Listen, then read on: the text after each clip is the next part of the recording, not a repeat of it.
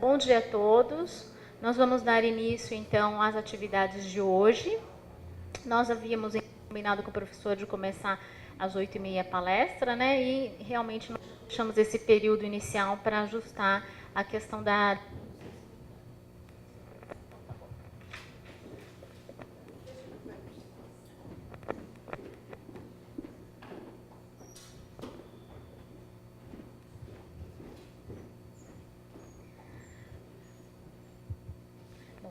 gostaríamos aqui, né, a Jurema ontem também fez esses agradecimentos iniciais. Gostaríamos então de agradecer a presença do professor Lawrence, que está aqui representando a Prograde, a professora Maria Dalva, né, que está da Secretaria-Geral, e aí também Oscar D'Ambrosio, que é da Assessoria de Comunicação e Imprensa. Aí o professor Soni, representando a própria EG. Okay? Muito obrigada pela presença de todos. Como está no programa, nós vamos dar início com a palestra do professor Ron Barnett.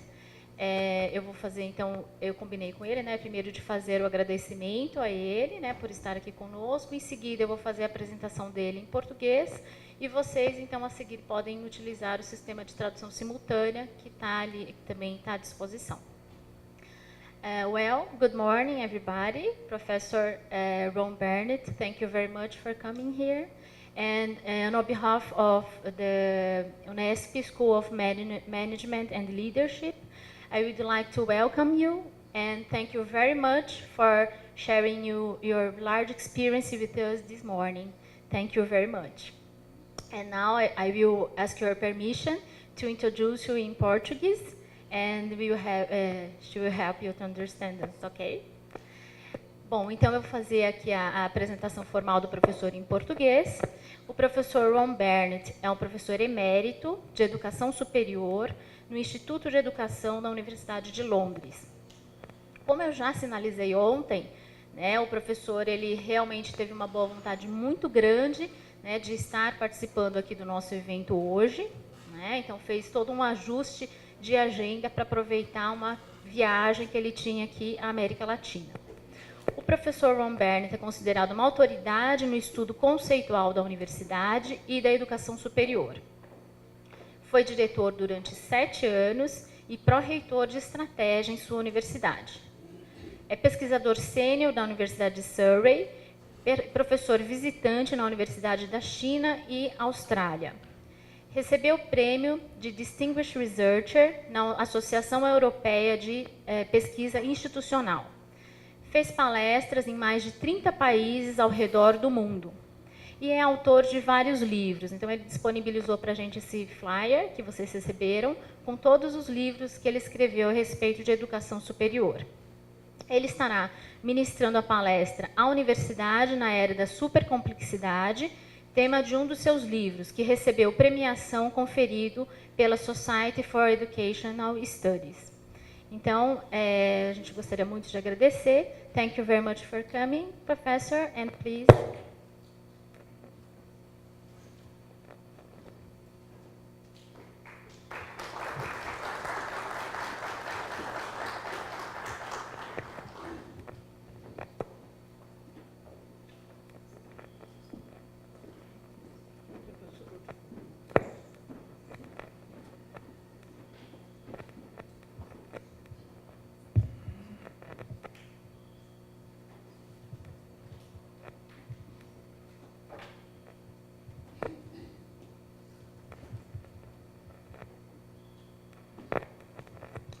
Well, good morning, everybody. It's a great honor and delight to be here with you. I count myself as very fortunate to be part of your conversation, and I see my little contribution today as very much a contribution to a continuing conversation.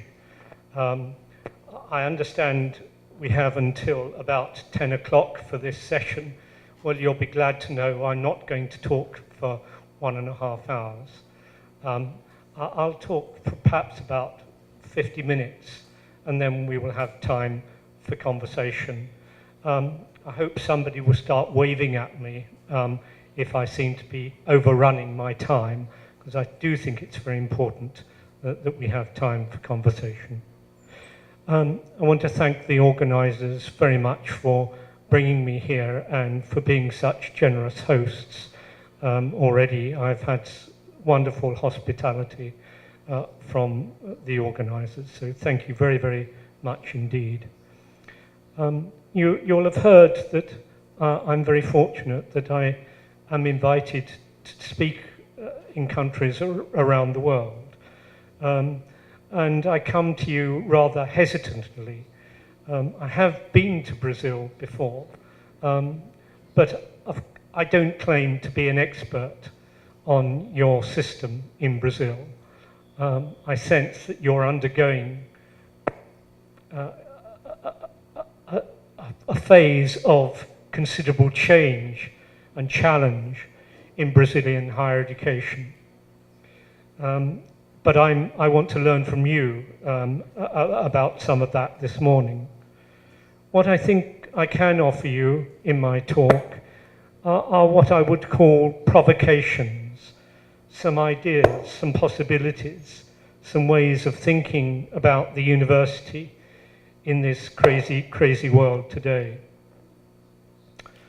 I think, if I can say so, that this is very much part of what we need today in higher education.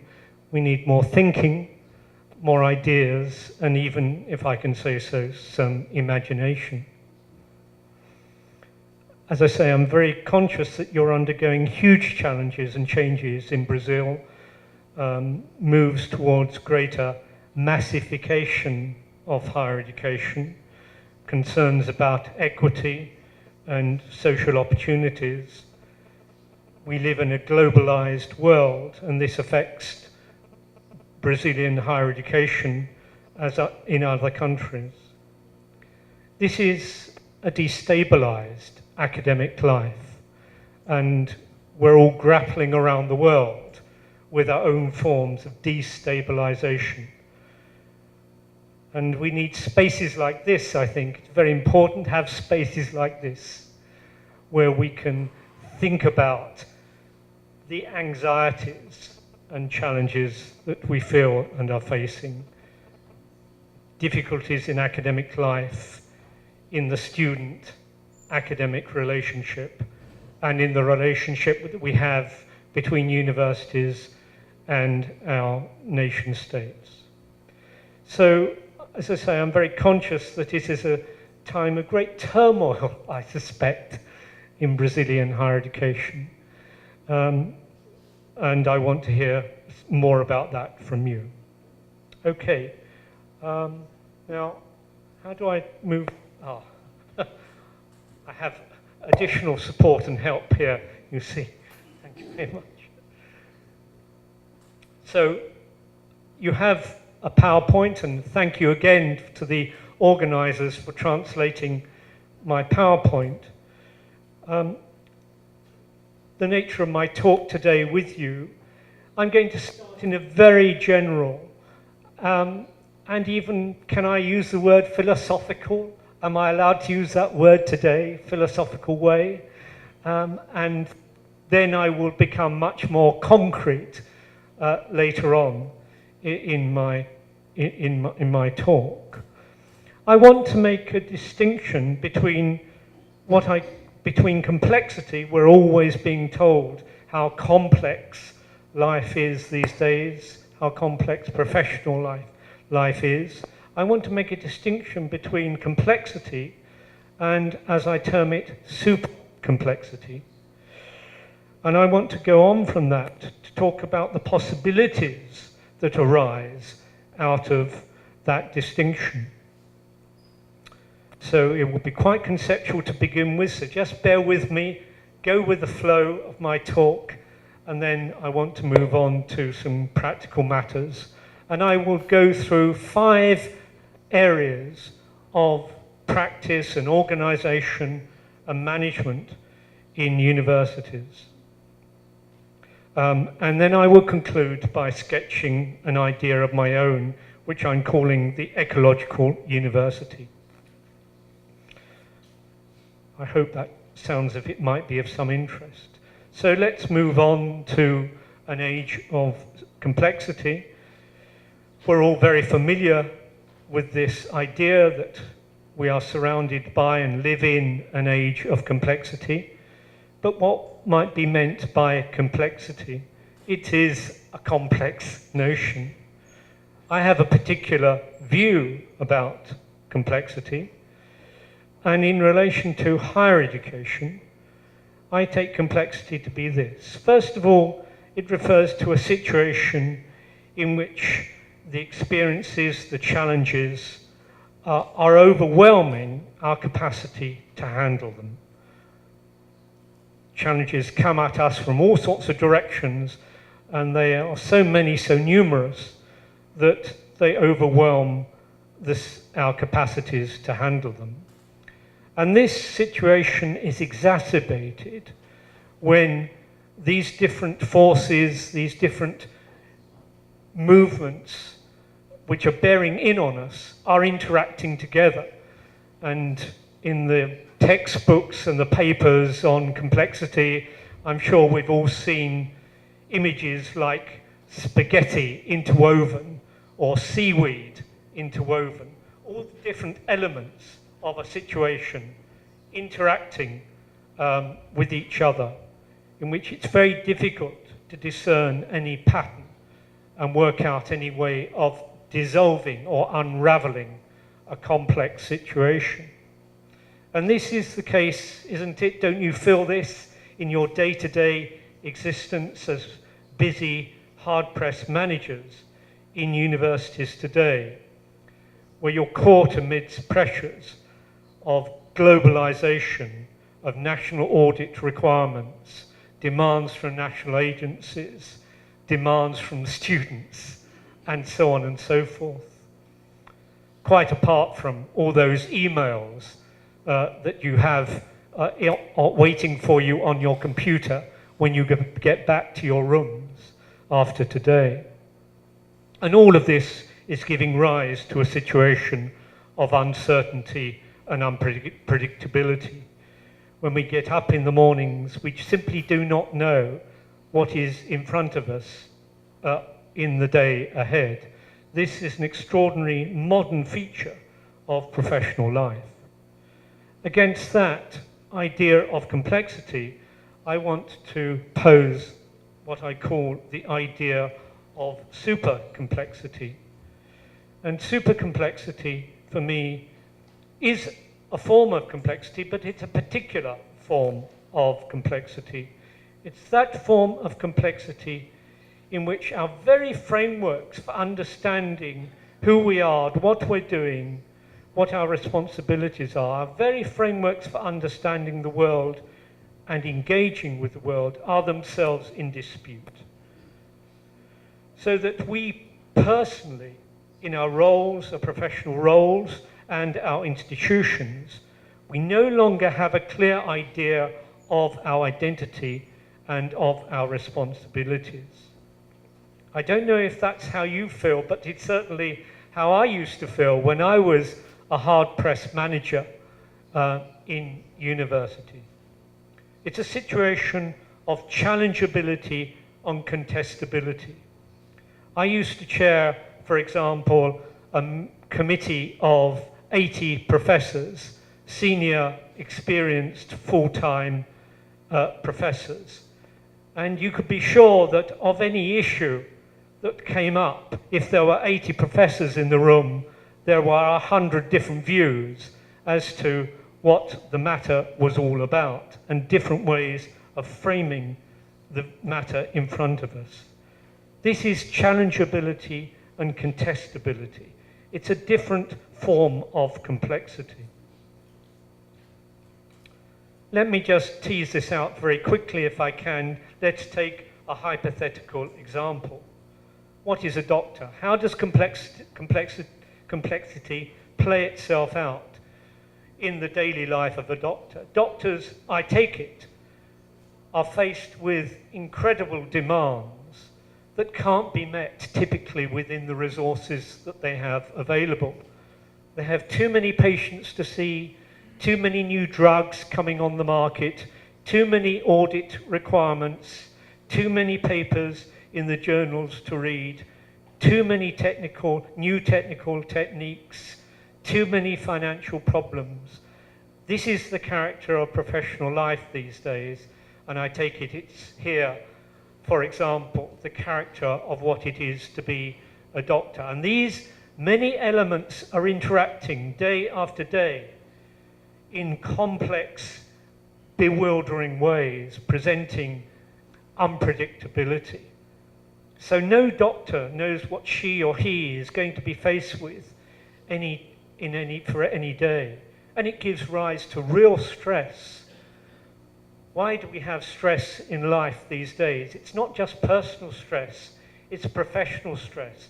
It's the stress that arises out of these situations of complexity.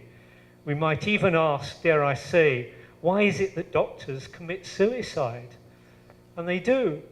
And it's quite interesting, there's now literature on suicide amongst doctors. We all in professional life face incredible stress. But let's go on to supercomplexity. How does supercomplexity play itself out in the life of being a doctor? How is this different from complexity? And I want to say that here it plays itself out in asking the simple question, what is a doctor? We no longer have a clear sense of what it is to be a doctor these days, only a multitude of answers to a very simple question. And these answers, these ideas as to what it is to be a doctor these days are multiplying and conflicting. So we have a sense that a doctor is now a professional, yes, who treats disease, but who enhances health, who improves psychological well-being, who has skills which are auditable and are accountable to the wider society, who has to expand their professional knowledge and act within an ethical environment, and who follows rules and procedures. All of these are different ideas as to what it is to be a doctor. And they give different answers as to the question, what are the responsibilities of a doctor these days? So that doctors no longer know for sure who they are. They have to face different constituencies, governments, patients, their own health professionals, patients' families, and so on and so forth. And all of those different groups are expecting different things from doctors. So what it is to be a doctor, the question, who am I as a doctor, has no obvious answer. This is a profound matter today. It's a situation of what I call supercomplexity. How might we compare then complexity and supercomplexity? Both are real. Both are very real. They're both profoundly different. Complexity is a matter of systems and structures which bear in upon us as professionals in a crazy, complex world. As I said earlier, all of these systems and structures are interacting in bewildering ways on the global level, the national level, the regional level, the organizational level. However, if we had more time, and if doctors had more time and resources, many of the difficulties of complexity could be resolved. It's the fact that they don't have sufficient time, they don't have sufficient resources, that these problems of complexity are very real.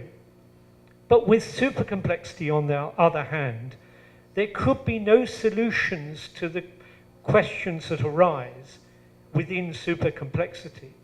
The question, what is a doctor, could never yield a satisfactory and clear answer over which there would be consensus. Doctors have to live not only with complexity, but with super complexity. And these are very real matters that we all have to live with. We're all struggling with, I think, in our professional life. I don't know if you feel this, but I certainly felt it when I was a manager and a teacher in university life. So let's go on and see how it might play itself out in relation to universities. I'm not claiming, I couldn't claim to be an expert on the state university here in Sao Paulo, but you will be faced with issues of globalization. Perhaps you look at the worldwide league tables to see where your university figures. You're faced with problems of limited finance, increasing demands on you to do more and more with less. Huge demand for student places. Almost certainly you'll be facing increasing complexity in national and regional quality audits and competition across Brazilian universities. And you have now problems, concerns, I'm sure, about your regional responsibilities here in this part of Brazil. All of this is part of the complexity of the external environment that you face. And it creates real challenges for you. How are you to act? Where are you to place your limited resources? What is to be addressed? What is to go unaddressed? These are real problems, difficult problems of managing and leading universities today. But there's also, and that is part of the way in which universities are responding to, having to respond to a complex external environment. But there is also the internal environment that you are faced with. 200 years ago, Kant talked about the conflict of the faculties. Do you feel that? Do you see that in your university today? Competition, tensions across the disciplines. We see it certainly being played out in many countries of the world these days. And you have, I think I'm told, 27 campuses for your university. It's incredible. How do you manage all of that? That is part of your internal environment. And different departments will have different kinds of access to research funds. Some will find it relatively easy. Some will find it very, very difficult indeed to gain access to research funds. And you will have different kinds of students, almost certainly, coming to different campuses, coming to different departments, coming to different courses. So you have complexity there within the student body. And then you will have different kinds of relationships developing between your professors and your students, even within the same university. And you will have different relationships developing between research on the one hand and teaching on the other, across departments, across courses. And you're faced with the challenge of motivating your staff. I'm sure they're complaining they're not getting paid enough, and they're worrying about their career development. How are they to be motivated and rewarded? And do you have this problem? We see it around the world in other countries, tension between managers and academics. So there is a very complex internal environment that you're having to deal with as well. But we can ask questions not only about complexity, external environment, internal environment, but we can also ask questions about the super complex university itself. What is it to be a university today? What is it to be a university in Brazil? Is this different from being a university in Chile? Is it different from being a university in North America? Is it different from being a university in Europe? or in Asia? What is it to be a university in the 21st century? What do we mean by knowledge these days? Is knowledge simply that stuff that's to be found in libraries, in books, in journals? Or is knowledge much more a process that works in the world, in the difficult world, beyond the university? Does knowledge have to have application in the world in order to count as real knowledge? What is to be the relationship between universities and society? These are very complex matters that we have to work out and go on working out. There are no answers to these questions. Are we here just to meet society's expectations, or can and should there be room for universities to critique society? And what might be meant by the phrase, do you have it in Brazil, students as global citizens? Can we give any meaning to a phrase like that? Or do we see students simply as going through a process en route to employment, to having a secure professional job for life? So there are huge complex questions here which do not permit of any straightforward answer. And all of this is perhaps reflected in that very last question there.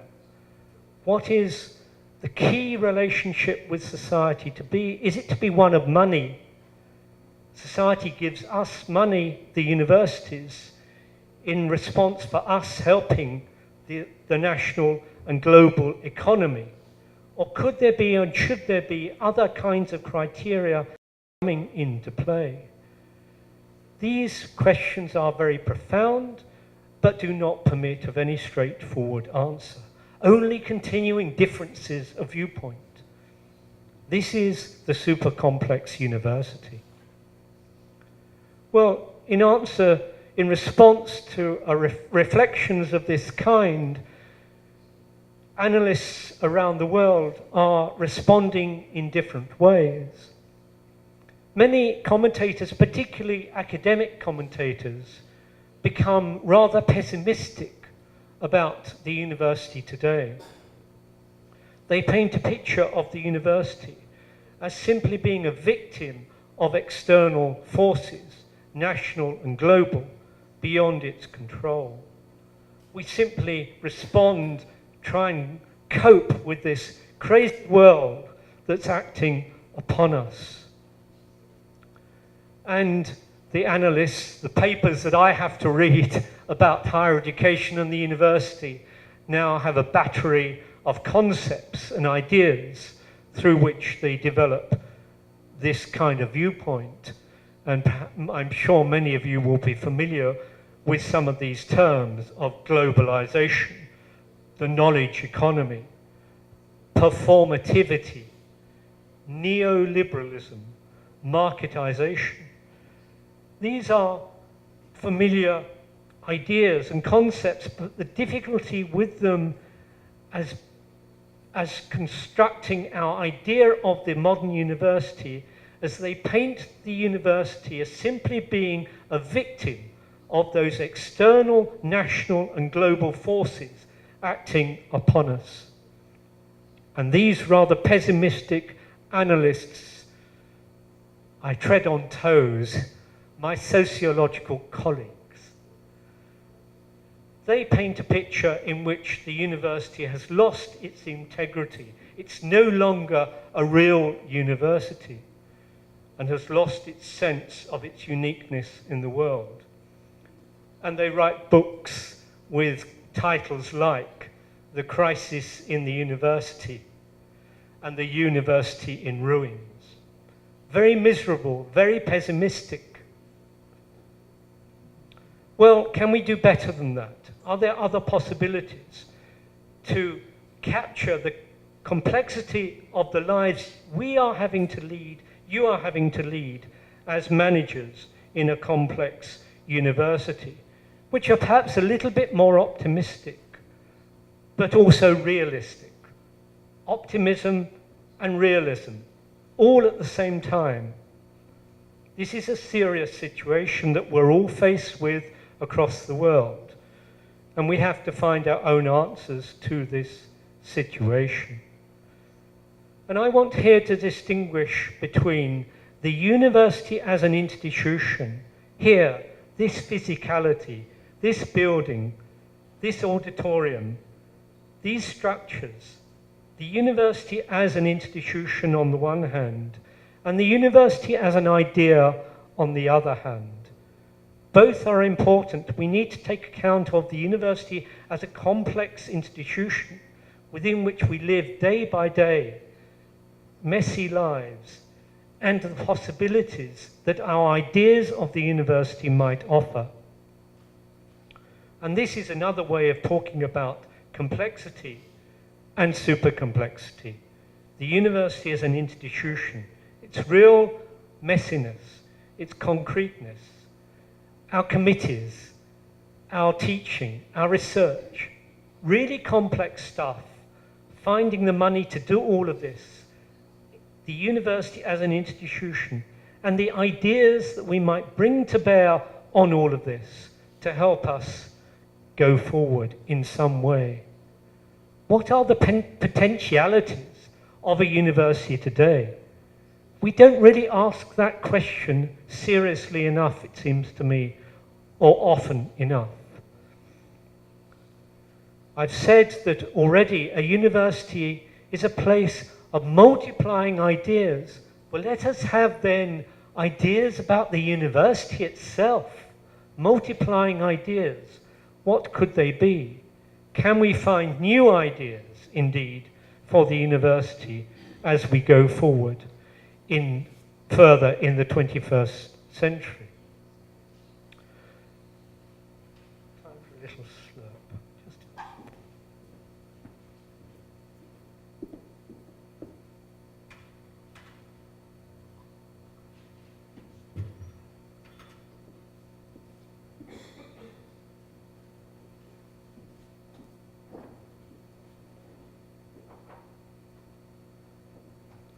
Don't worry, I'm going to become a little bit more concrete in a minute, so just bear with me.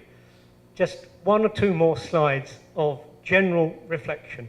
I think it's very important to have some general reflections before we plunge in to the nitty-gritty of professional life. Structure and agency. I don't know to what extent I have social scientists in the audience. The social scientists here will be very familiar with these terms, which have been with us now for 100 years or more in social science, structure and agency. Social scientists use these terms to help us understand the world. Are we just creatures of social structures which bear upon us, which define our roles, our situations? Or do we have some possibilities, some agency in the world? Or is it just in my imagination? I think I have free will, but I'm simply responding to this crazy world around me. Do I have agency? Do I have autonomy? Structure and agency. How does this play out here? Why is this important in my talk? I think it's very important.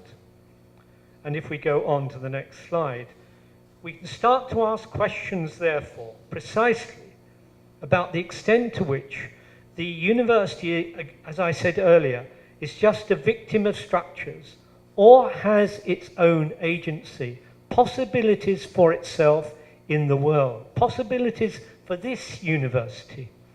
Are there possibilities for this state university that perhaps we haven't quite realized but are there? To my knowledge, none of the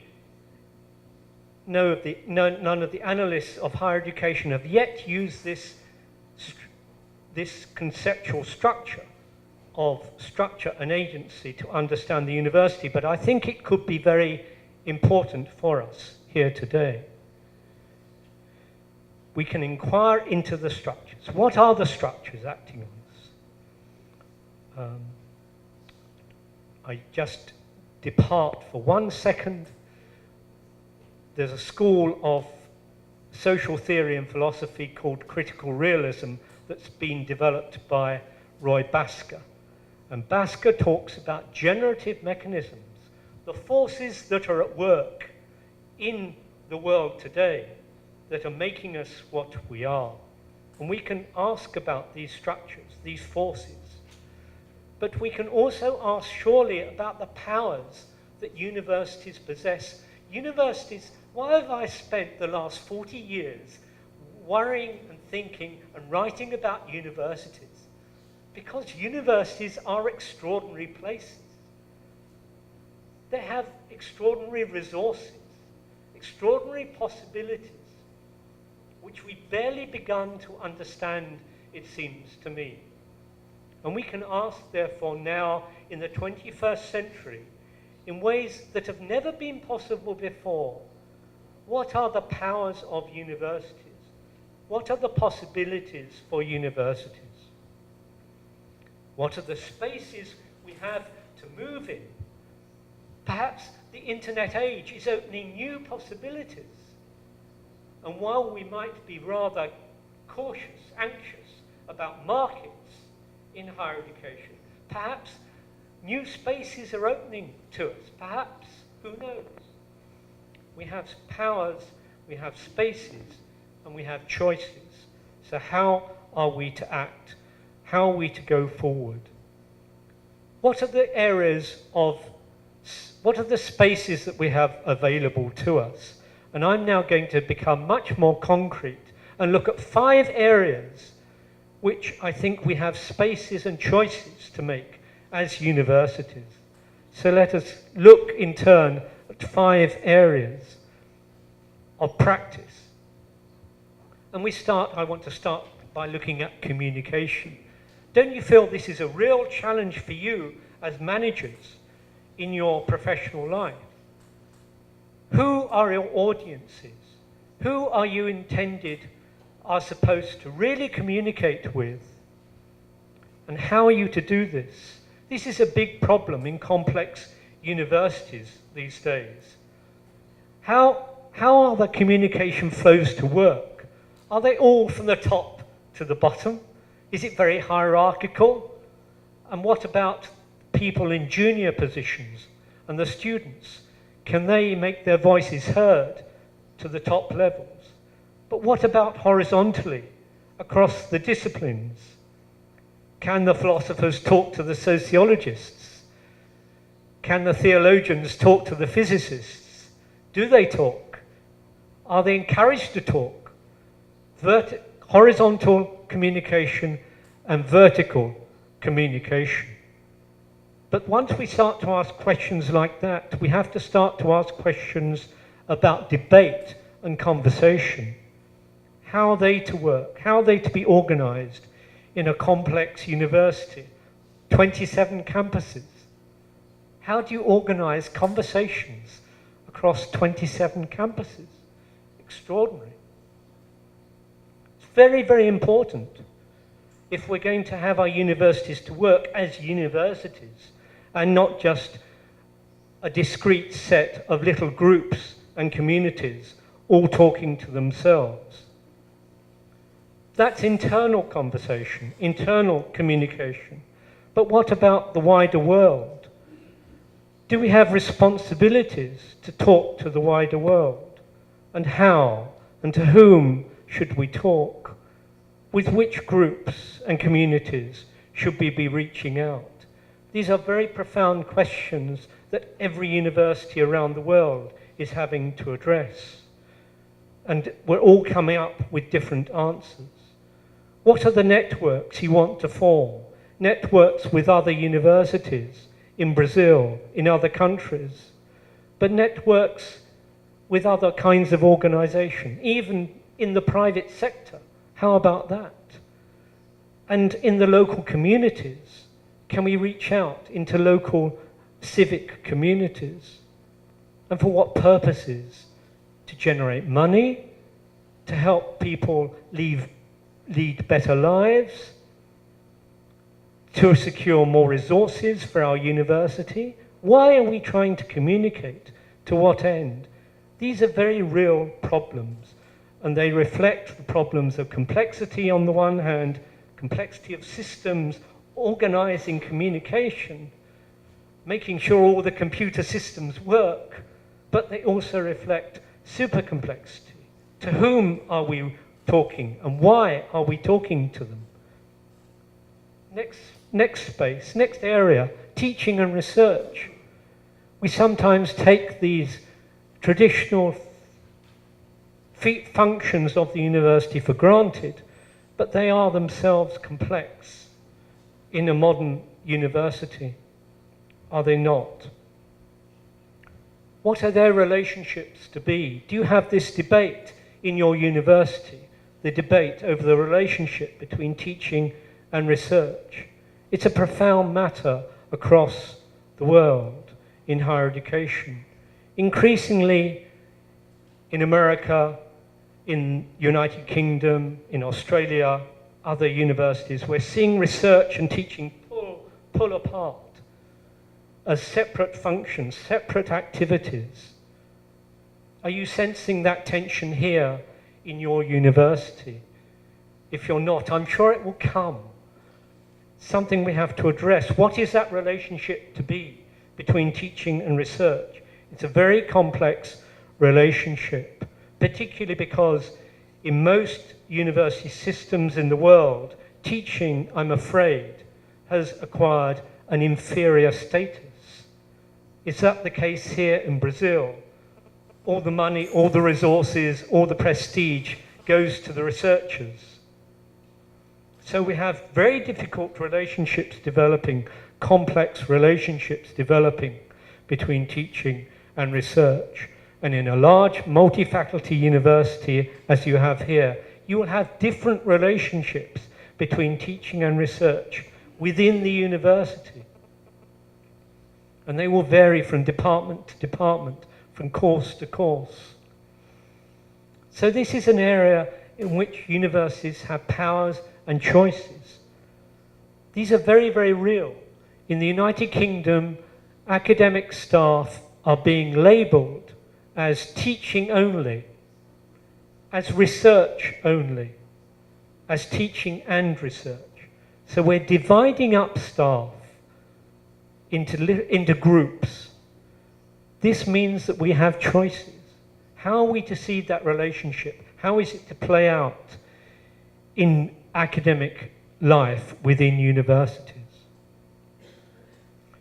Again, we see complexity playing itself out. What are the systems? What are the financial rewards that go to different staff doing different jobs? These are matters of complexity, but underneath it lies these fundamental issues of supercomplexity. What is that relationship between teaching and research to be? It's a really problematic relationship in the 21st century to which we do not have straightforward answers. Let's go on to another area. Is this one that you feel is a problem area for you in your university? The emerging tension that we're seeing in universities around the world between the university as a corporation on the one hand and academic freedom on the other hand. In the magazines on higher education, you see real examples around the world of academic freedom being placed in question as universities become more corporate, more systematized. What is this relationship to be? Universities market themselves. They have their own brands. I have my PowerPoint with its logo. We have to sign up to being members of our own universities. We have to declare our allegiance to our university. But what of academic freedom? Is that in jeopardy? Is that still available to us? What is that relationship to be?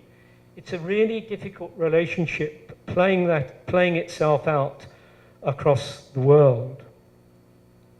To what extent are we going to go on according space to academics to write and to think possibly quite critically about their society, even about the university, and to speak out in public, when we really want them to generate income for the university, to write lots of papers, to generate lots of research income. That's how we see the role. So there are fundamental issues here about the role of the academic and that relationship between the academic and the university. Again, we see complexity and supercomplexity playing itself out. What is it to be an academic? What is it to be a university? And so we go on to the next area, that of quality. I'm sure in Brazil you're having debates about quality, quality assurance. But these, again, are tricky matters. What is to be meant by quality? As they say, if you don't know an answer to a question, write a book about it. So I wrote a book 20 years ago about quality. What is quality in higher education? Extremely difficult matter, and I'm still struggling with an answer to that question. What is quality? Some say it means excellence, but what is excellence? A lot of talk about excellence around the world. Are these just empty concepts, or are these ideas which have real meaning for us? Quality and excellence. And how are we going to work them through? There will be different ideas in a university as to what is meant by quality and excellence. There will be dispute. There will even be conflict. How do we allow that conflict of ideas to play itself out? And even if we become clear about what quality means, then how is it to be evaluated? How is it to be managed? I don't know about you, but as a former manager and dean and pro-rector, I was grappling with these questions day by day. I was also, in an earlier part of my career, an administrator in a national quality body. These are very real questions for me. I don't know if they are for you, but what are they? How are we to answer these questions? They're not easy to answer. And what of trying to improve matters in universities, quality enhancement? What might that mean? How can we go on improving matters? Again, there will be conflict and dispute here. And behind all of these debates lie other issues about accountability, judgment, transparency, and quietly, power. Who has the power to make the decisions about academic life? These are very tricky matters, but we have to wrestle with them, and we are wrestling with them. Even if we don't make these matters explicit, they're there in our daily lives, and we're trying to cope with them as best we can. And so we go on to my last area, that of academic identity. What is it to be an academic these days? What do you expect of your academic colleagues? Are you clear about what you expect of your academic colleagues? Are they clear about what the university expects of them, about their responsibilities? And by the way, I'm not sure what it's like in Brazil, but in some countries around the world, Australia, England, we have to distinguish, by the way, England these days from the rest of the United Kingdom, but in Australia, in England, in America, there are more administrators and non-academic staff in universities than there are academic staff. And we might wonder why that is the case, but that's just by the way. What is it to be an academic these days? It's a question that I faced day after day as an academic. Who was I supposed to be responsible to? The wider society, my students, the managers, my own colleagues in my own professional area? What does one do as an academic? These sound silly questions, but to me they're absolutely profound and generate real problems, possibly even of stress. In academic life these days, you see the overload of tasks. Very often we've come to expect academics to do everything, to generate research funds, to write incredible papers that appear in the world leading journals, to teach brilliantly, to enthuse and inspire students, and to manage their academic lives, to be super administrators, and on top of that, to go out into the community and sell the university, to become entrepreneurs. Academic identity becomes more and more diffuse, more and more tasks added in to what it is to be an academic. And on top of that, the very matter of time. You don't have enough time, I'm sure. You feel this, don't you? Every day. You get to the end of the day. If you're like me, you have a list of things to do each day. You get to the end of the day and you haven't got through your list. And that's the nature of professional life. But it's also the nature of what it is to be an academic these days. All those student essays to mark, all those courses to give, all those papers to write, within shortening time frames, fast time, and short-term time, the quickening of time in universities, a very important feature of academic life. And as a result, we no longer think about the long-term future. We just want to attend to today, get through to today, this busyness, this craziness today, perhaps tomorrow. And the bigger issues go unasked, unaddressed. Who am I responsible to? To my profession, to my institution, to the wider society, even the world. I'm just crazily trying to get through the day. Give me a break. I've got enough on my hands just getting through the day. I can't be bothered with all these big questions, but they are there, whether we like it or not. What is it to be a public intellectual today? Do we have that possibility? What are our relationships with our students to be? Do we simply make sure they're satisfied? This is the big word these days in England, student satisfaction. My job now as a teacher in university life in England is simply to satisfy my students. Can you believe it? So long as they're satisfied, my job is done. This is the nature of academic life these days. But perhaps it is a little more than that. Perhaps I am supposed to possess some knowledge. Perhaps I'm even supposed to impart some skills to my students. And perhaps, or is this wishful thinking, old-fashioned thinking on my part, I should actually care about the development of students as human beings. These are complex matters. What is it to be an academic these days? And your colleagues are having to work this out day by day in their own way. So all of that might suggest that life is difficult. It is difficult. Working out what it is to be a university these days, working out how to get by day in this very complex world we're in. It's difficult enough simply to get by, to attend to the immediate tasks without thinking about long-term tasks and possibilities. But I think if the university is to realize its potential, its possibilities, we need new ideas of the university. We need to use our imagination. We need to stretch our horizons.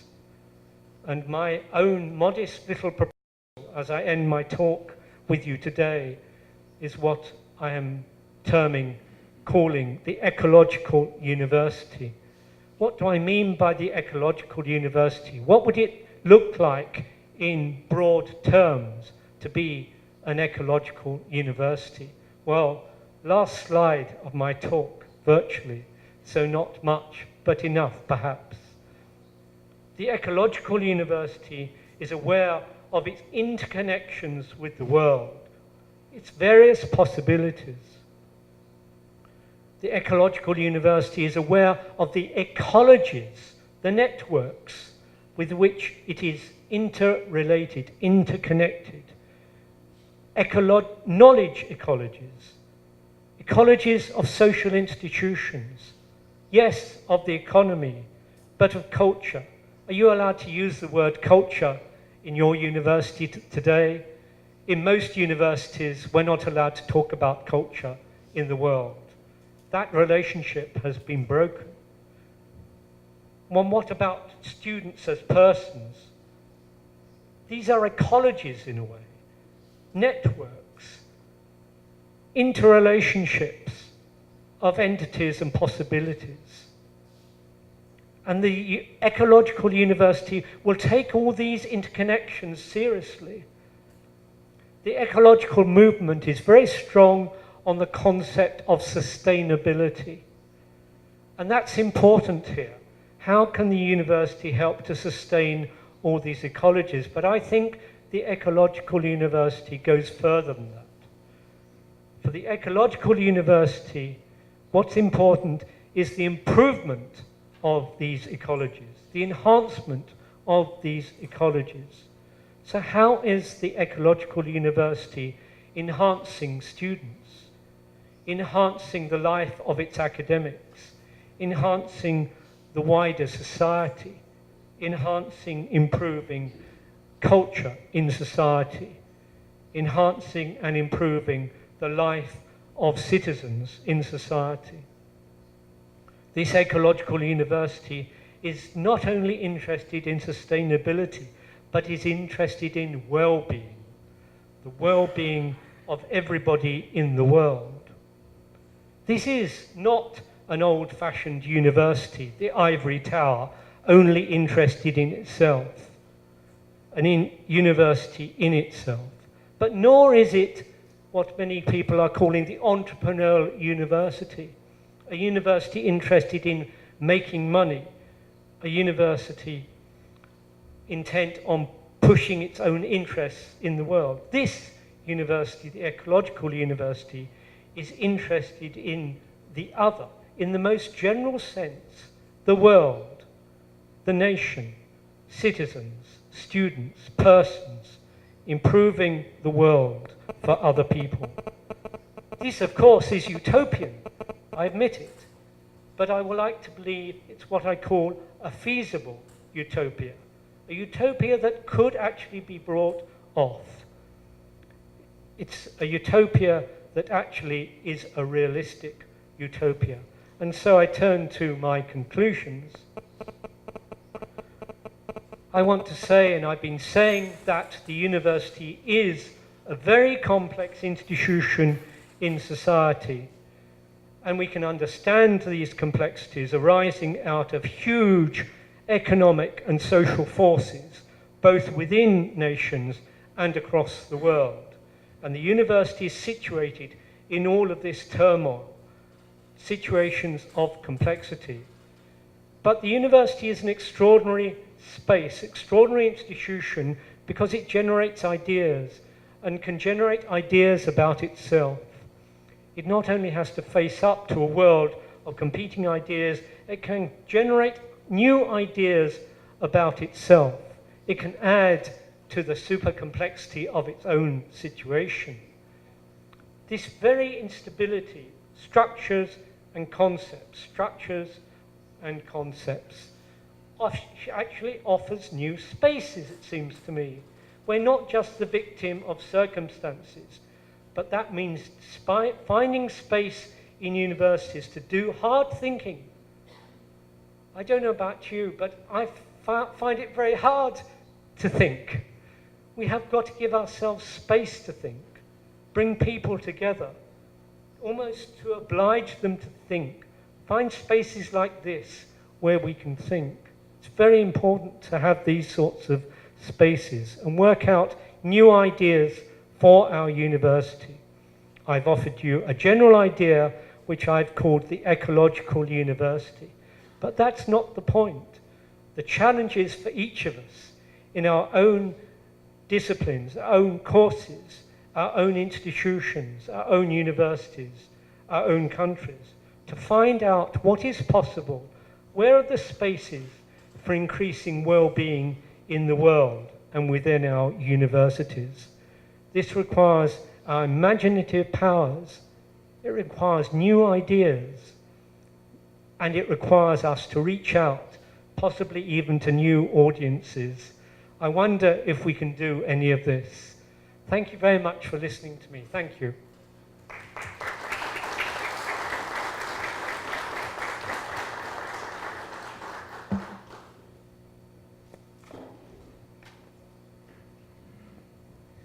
Thank you very much for your wonderful talk. Then we can go to the debate, please. We can call Natalia to help us in this work.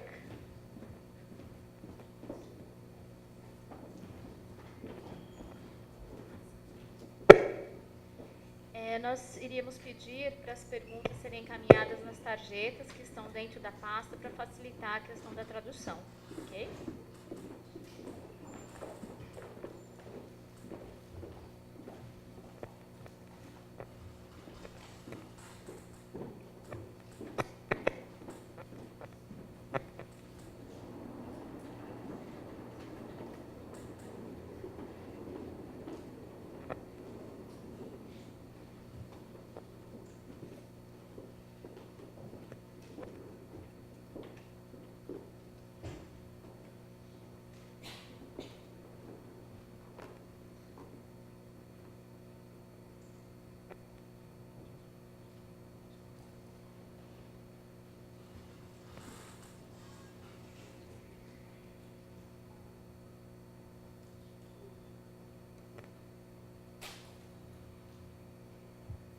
Se alguém quiser iniciar falando alguma coisa que já tenha na ideia, podemos começar já falando para os outros irem se organizando.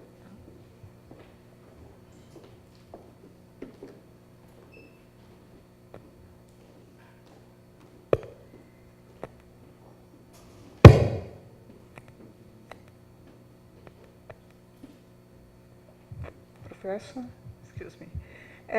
How to motivate people to discuss about the university, inside the university?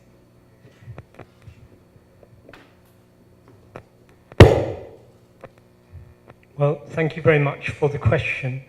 I think this is a wonderful example of just what I would want to refer to.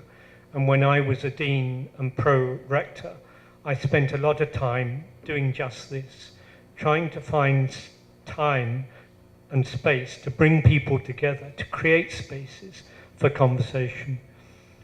One of the tasks I had when I was a pro-rector at my university was to develop the university's corporate strategy for 5 years. And part of the way we did that was to organize lunchtime meetings. Those lunchtime meetings were for everybody in my university.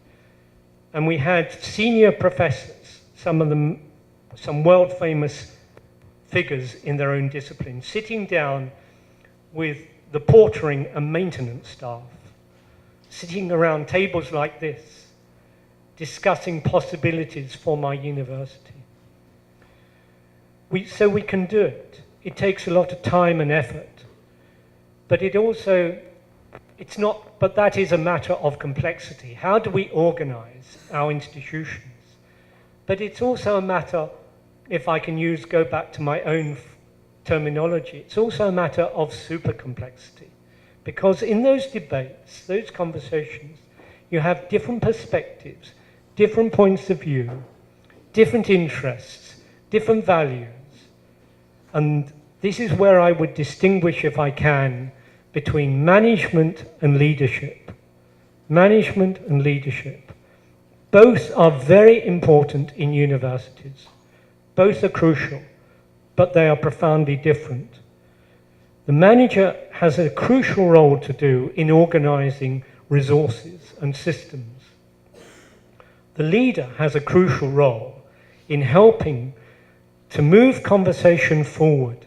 This means being alert to different registers, different points of view, different perspectives, different concepts. The maintenance staff have quite a different take, different perspective from those of senior professors. And they have a different perspective from those of managers and leaders. So we have to be attentive to all of these different possibilities. And then we have to do even more than that as university leaders. We have to see possibilities for our university, building on all of these ideas, but taking things forward. And this is why I keep talking about the imagination. So we bring people together and we help to stimulate their imagination. We didn't just in those meetings bring people together and say, well, where do you think our university should go? No, we did some preliminary thinking and we offered them some scenarios. We gave them 4 or 5 different possibilities and we weren't pushing them in any direction. But we had some particular institutions, other universities in mind. And we said, well, in an ideal world, what about this university or that university or perhaps that one? Are any of these models, do any of these provide possibilities for ways of steering this university over the next 5, 10, 20 years? It's a way of stimulating imagination about what is possible for this university in this place at this time. So it's a complex set of tasks and responsibilities, stimulating people, making them feel that their role counts and that their voice counts. We're really seriously interested in what they have to say. But we also have our responsibilities to build on all of that and discern possibilities for our university. I just make this additional point that this is very burdensome. It's very challenging to university leaders and managers to do all of this. As I say, I used to bring people together. I would bring the philosophers and the sociologists together, put them in a room together, look at their body language. They don't really want to talk to each other. Do you find that? And then you can try doing it with the engineers and the sociologists. They don't really want to talk to each other. They live in different worlds. Part of our job as university leaders is to bring people together, to encourage conversation, to encourage interactions across the disciplines. Because the big problems of the world in building a dam, in building a big structure, is not just a technical problem of engineering, it's also a social problem. We have to get everybody talking to each other. I could go on, but because these are so complex and so important matters, important not just for the university, they're important for society. But it shows how complex the role of being a leader and a manager is. But coming back to the earlier question, how do we motivate people? It's by showing them that we really, really care about their point of view, but then stimulating, encouraging them, pushing them further, to go further in their own thinking and thinking together.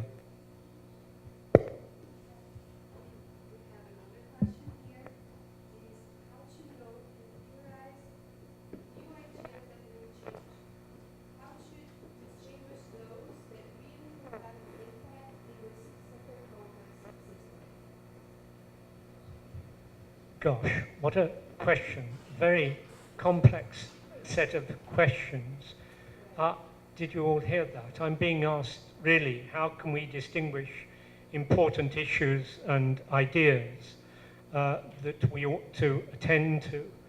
Well, you'll have seen from my presentation that there are a large number of important ideas and issues that we need to attend to.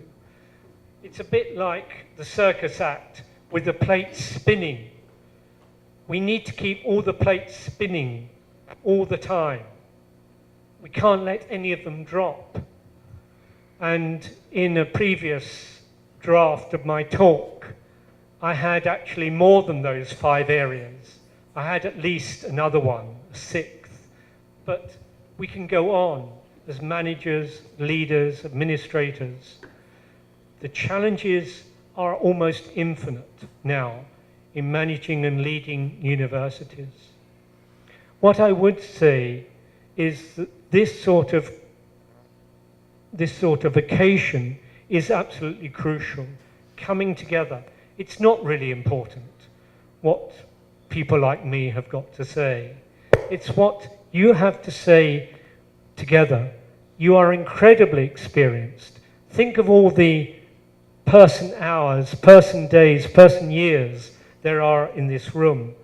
Can we really unlock all of that potential and share it together? And many of you in your own disciplines, in engineering, in economics, in business, in management, whatever it is, in philosophy, in anthropology, you all have disciplinary resources to bring to bear in addressing these issues. I'm always fascinated by the fact that in university life, we don't make sufficient of our disciplinary resources for helping us to develop our universities. Universities, if they're putting up a new building, seldom ask their own architects to give them advice. They seldom ask their colleagues in management studies to give them advice on managing the university, but perhaps you are unique in the world in trying to do that here. And we seldom ask the philosophers for ideas about ideas of the university. We have incredible resources in the university for tackling these big and complex issues. But if I can immodestly say so too, that we need to find time to read a little bit. There's now literature on universities and higher education in every language in the world. And so we should be trying, as part of our professional roles and responsibility, I think, to do a little bit of reading about the nature of universities and university life. So we have lots of resources.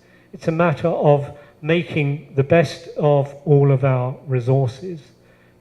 Different ideas will be important, different issues will be important. It may be that some of the issues that I put up before you this morning are not so important to you. You have to make that judgment. I think all of them actually are important, and probably other issues as well. So let us have a space in which even other issues that I haven't noticed are important. For example, finance. I'm not an economist, but we cannot seriously address these issues of being a university unless we talk about finance. Where is our money to come from? Who is to give it to us? Are we to expect it simply to come to us, or do we have a responsibility for generating our income ourselves? So you will have lots of ideas and issues. The real issue is finding time and space to work them through. As I mentioned towards the end of my talk, I'm very concerned about time. The very matter of time. Time is becoming compressed. Time is becoming short-term. Time is becoming fast time. We need spaces where we can think carefully, slowly, slow time. How about that? There's a movement now in life generally, trying to capture slow time in this crazy internet age. Can we capture slow time in our very busy universities? So we have a question by Professor Wilson. He's asking about the Brazilian universities that are based on teaching, research, and outreach, being outreach considered ultimately the least valuable in the university setting. Would the ecological university more fitted or directed to community? Well, thank you very much for that question. The question is about the ecological university that I was putting before you, and the extent to which the ecological university would take outreach for students seriously. You'll have sensed perhaps from my talk that I see this as quite important. There's a danger here, though, of going too far, of saying all that matters is for students to be out there in the community, to be active in the community. The American universities, for a long time, perhaps for 100 years, have talked about service. The very concept of service is very important in America. Other ideas are developing around the world. Work-based learning is another one.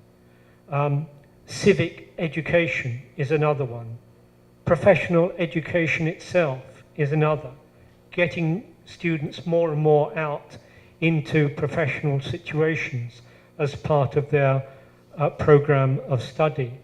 So universities around the world are picking up these ideas of outreach in all sorts of ways. We have to work it through in our own spaces, our own disciplines, our own universities. But I do think we can't evade it.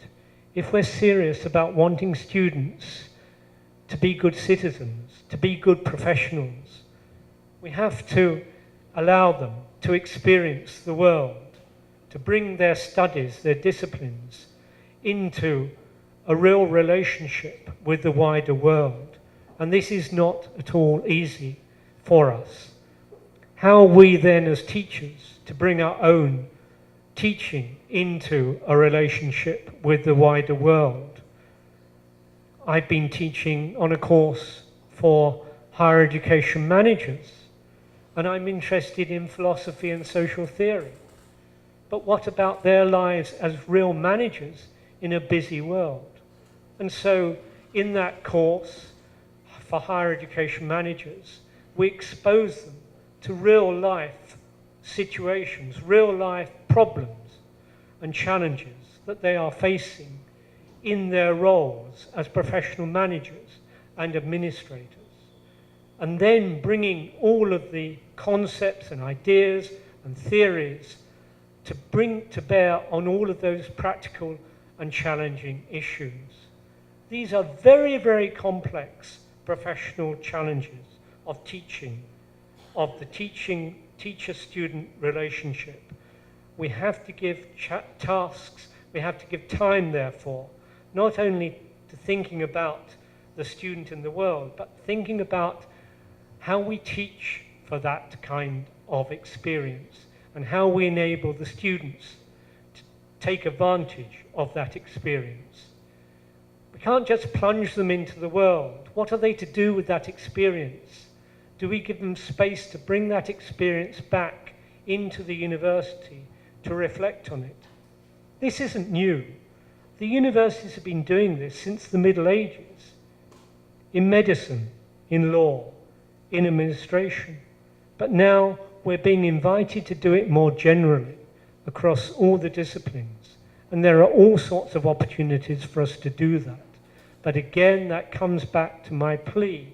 Let's have more ideas, more imagination, but more hard thinking about how we're going to realize these possibilities in a challenging and changing world. Much.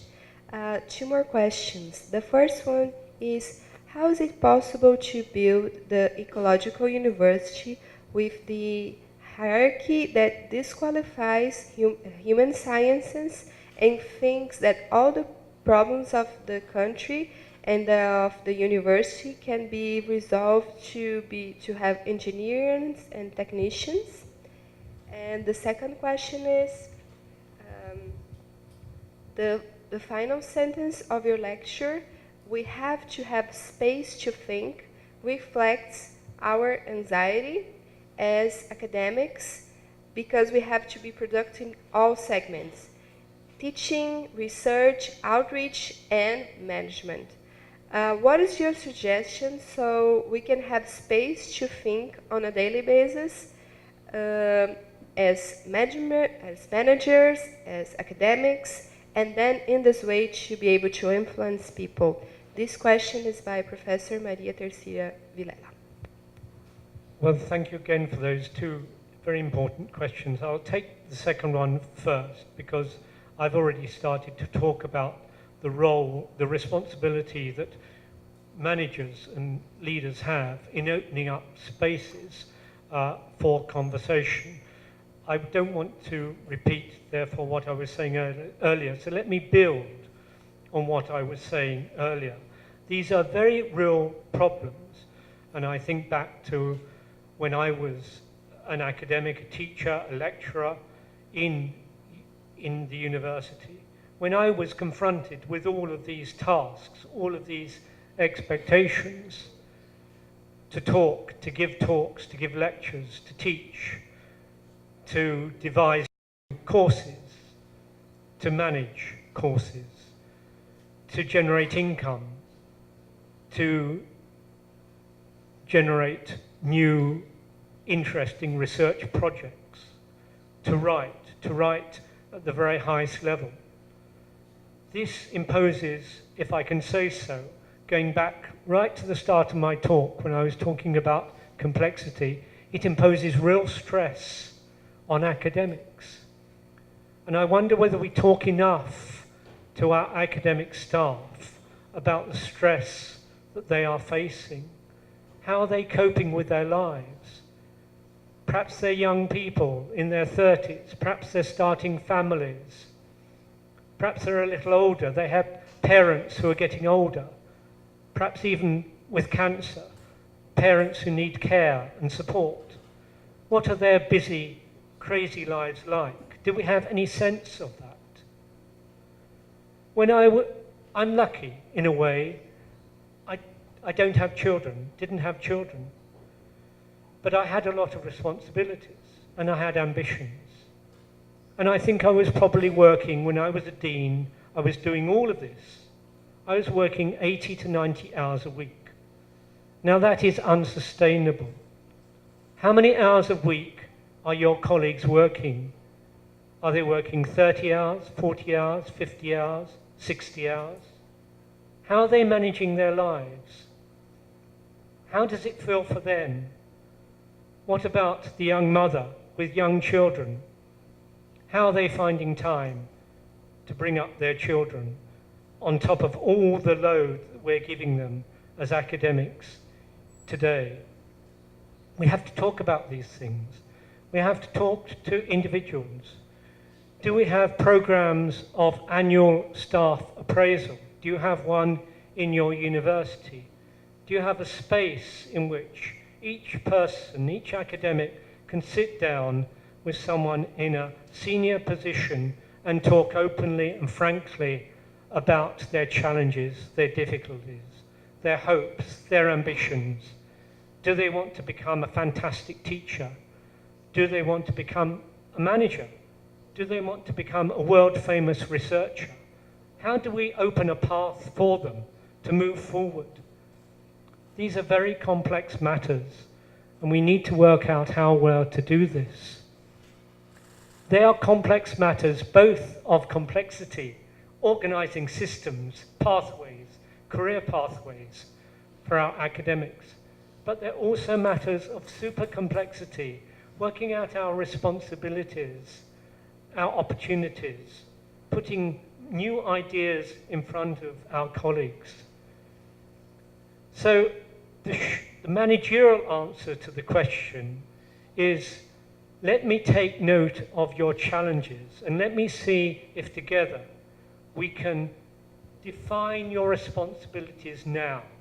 They may change in 3 to 4 years, but let us define your responsibilities now in such a way so that you are stretched, you are developing yourself, but you're not hopelessly overstretched. You're not in a situation where you're going to really suffer undue anxiety. Universities are bad for our health. How about that? Are you all getting exercise? Did I find time to get exercise? Even when I was working 80 hours a week, I was making sure I was getting regular exercise virtually every day. It's absolutely crucial. Universities are bad for our health. How many heart attacks do we have? How many incidents of cancer do we have in universities? We have to control, manage, and help our colleagues to manage their professional lives. We can't just say it's something for them. We have responsibilities too in managing the craziness of professional life. We have to do it together. But that's the managerial answer to complexity, limiting the responsibilities, identifying the responsibilities. The super complex response to these challenges is being even more daring, trying to help our colleagues realize there are possibilities available to them that they never ever thought of, to see themselves in even more ambitious ways. Why not become the best in your discipline in Brazil? And then why not become the best teacher in your discipline in the world? Can you do that? Can we help you do that? So there are different kinds of responses to these very real practical issues. And then I turn to the other question I was asked, and I was very pleased I've been asked the question, which is really a fundamental question facing universities around the world. And I touched on it in my talk, the conflict of the faculties, as Immanuel Kant called it. And now we have to talk about the conflict, the tension between the sciences and the humanities. In England, we have an acronym, STEM. It stands for Sciences, Technology, Engineering and Mathematics. And all the political interest is in these STEM disciplines, science, technology, engineering and mathematics. The big money goes to the STEM disciplines. The prizes go to the STEM disciplines. The rewards go to the STEM disciplines. The privileges go to the STEM disciplines. And what is happening to the humanities, not only in England, but in other marketized systems, Australia, America? The humanities are not just being depressed, they're being abolished. Departments of history, of philosophy, of modern languages are just closing around the world. This is a grave time for the humanities. Well, we've heard this story before. For the last 50 years or more, we've heard about the crisis in the humanities. Every few years, a book appears with that title, The Crisis in the Humanities. But I think this time it is real. It is very real. We're seeing humanities departments, as I say, close. We're seeing reward systems in universities become quite different. Opportunities for progress, for generating money, are quite different between the humanities and the STEM disciplines. The STEM disciplines come to feel, understandably, that they are where the action is. They're where the rewards are. Universities are opening up spaces for them. So we have to address this issue. Why? It's not just an issue for universities, it's an issue for society. Do we need the humanities anymore? What is their role to be? Well, I'm very concerned about this matter, but I'll just say this too, before I close on this matter, that it isn't just a matter of the sciences dominating the humanities. The humanities, I'm going to be a bit rude here, have, in a way, partly themselves to blame for the predicament they find themselves in.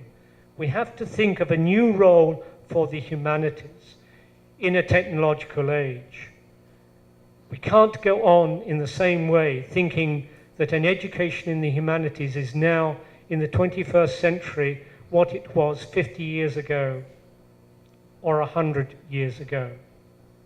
We have to think of the humanities afresh in terms of the part they can play in helping to address the challenges and problems of our age and working with other disciplines.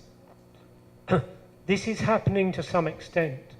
In some medical programs, there are courses on medicine and the humanities. Do you have that in Brazil, I wonder? The humanities have got to find ways of interacting with other disciplines, or otherwise I'm afraid people are not going to take themselves seriously. But anyway, I want to just simply say that this is a really profound problem, this matter of the relationship between the disciplines in the 21st century, and we need to address it. I do not see the managers and leaders of universities publicly addressing this matter. They deal with it in a managerial way, but I don't see them addressing it publicly as matters of public debate.